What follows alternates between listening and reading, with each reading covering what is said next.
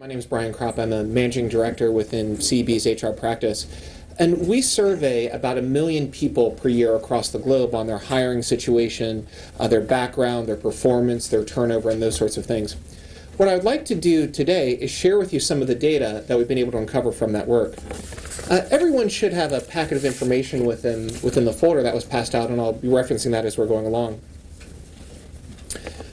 First of all, on page 3 of that information, it's really not a lot of news, in all honesty, to show that talent and having the right people in the organization is one of the most important things that differentiates success of companies today.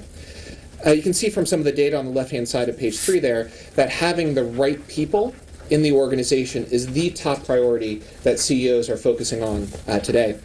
And you see some data on the right-hand side of the page there that shows without having the right people in the company, there's a variety of challenges that organizations struggle with. They're unlikely to hit their financial targets, they're less innovative, they're unable to grow, a variety of characteristics that are there. If you turn to the next page, you can start to get a sense of some of the challenges that organizations actually have with employees that are coming into their organization from outside, some of the new hires that they're making. Some of the data on the left-hand side of the page shows that 1 out of 5 employees that were hired within the first month of them being on their job, the person who hired them actually thinks they made a bad decision, and they wish they actually hadn't hired them instead. On the right-hand side of the page, what you see is that the turnover rates of brand new hires are actually pretty significant, about 23% or so there. Now, in this environment where a lot of organizations care about having the right people in the organization, need the right people to be successful, but are struggling to find high-performing employees that stay, we turn to what's going on within the military, and what we can see is that there's enormous potential for talent coming out of the military that can meet the needs that our organizations are facing. So if you look on the data on page 5, and following up on what the general was mentioning, while the overall employment rate of veterans has certainly improved across the last 12 to 18 months, there's a particular segment of that population that is very much struggling to find jobs in today's labor market. And those are the folks that are the post-9/11 veterans in the third row that you see there. When we look at employees that are 18 years and older, what we find is that the unemployment rate of post-9/11 veterans is more than 10%. It's almost 3.5 percentage points higher than the rest of the working population that's 18 and above as well. So a significant challenge that we have in terms of finding jobs for a lot of these critical segments of our population. And while there's certainly a lot of strong information out there about the importance of hiring veterans, the need to hire them, the skills that they bring, the right responsibility to do it, and so on, what we haven't seen until now is the actual quantification of what it looks like to have more veterans in your workforce than not. And that's the data that you'll see on page 6. If you look on the top left-hand corner of page 6, what we've been able to do is, using all of that data that we've collected from more than 1 million people, is to survey those employees and understand who was a veteran and who was not a veteran, then compare that number to the actual performance that they're able to achieve on the job. Now, we define this performance in a variety of different ways. The evaluations they get from the managers, if they move into a sales role, the more revenue that they're able to generate, a variety of different factors. But when you roll all of that together, what you find is, holding everything else constant, someone who's a veteran performs at a level that's 4% higher than someone who's not, holding everything else constant. Now, as we've done the statistical analysis, this is clearly an effect that we see that has strong statistical confidence around it. And not only do we see that they're higher performing on average, but what we also see is that the turnover rates of veterans on average are lower than the turnover rates of other types of employees. So you see the data on page 6 that we're able to collect, that the turnover rates of veterans are about 3% less than the turnover rates of non-veterans.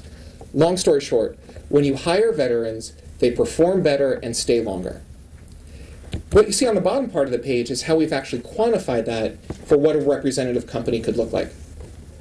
So just for the sake of doing the math, if you look at a company that's got 1,000 employees, and 1 out of 4 people that they hire, 1 out of 4 of their employees is a veteran, what you see is that organization, holding everything else equal, will generate about $1.5 million more in revenue from improved sales because of the performance of those employees. And then the cost of turnover will be about $325,000 less for those employees, for that organization. So if 1 out of 4 employees in the organization are veterans, what you see is almost $2 million more of profitability for a company of 1,000 employees. And you can adjust the math from there, but roughly, that's the sort of impact that you see from hiring veterans compared to not. Now, while the math is certainly compelling in terms of the improved performance, the better tenure, having higher performing employees that stay longer, there's also a lot of challenges that are out here in terms of making it happen. If you turn to page 7, you'll see some of the other data that we've collected from heads of HR about what is hard in terms of hiring veterans.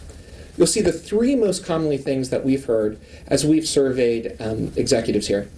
First, on the top of the page, only 7% of HR executives are satisfied with their ability to hire veterans. So huge opportunity to improve there. And the 3 most commonly cited things that they find in terms of why it's actually hard to hire veterans, the first one there, they just can't find them. They don't know where to go, they don't know where to look, they don't know when they're transitioning, they just simply can't find them. So it's a search problem. The second one there, and John alluded to this one a little bit as well, that 38% cite as the biggest barrier, is that it's incredibly difficult to translate the military experience into the private sector.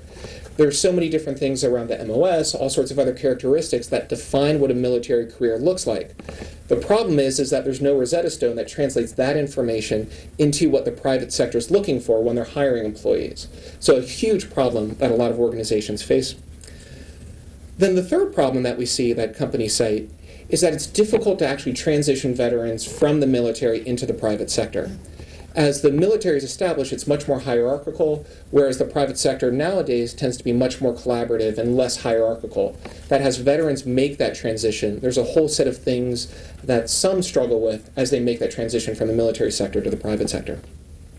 But hopefully, the data that we've shared so far, it creates a really rich and compelling story as to what is the real business value of hiring veterans, and moves us from some of the anecdotal stories that we all know and feel and appreciate and understand to a real quantification of what is the benefit that we get as an organization by making these decisions. And so with that said, what I'd like to do is turn it over to Dan to help employers really embrace the value that vets bring to their organizations and to help solve this unemployment problem.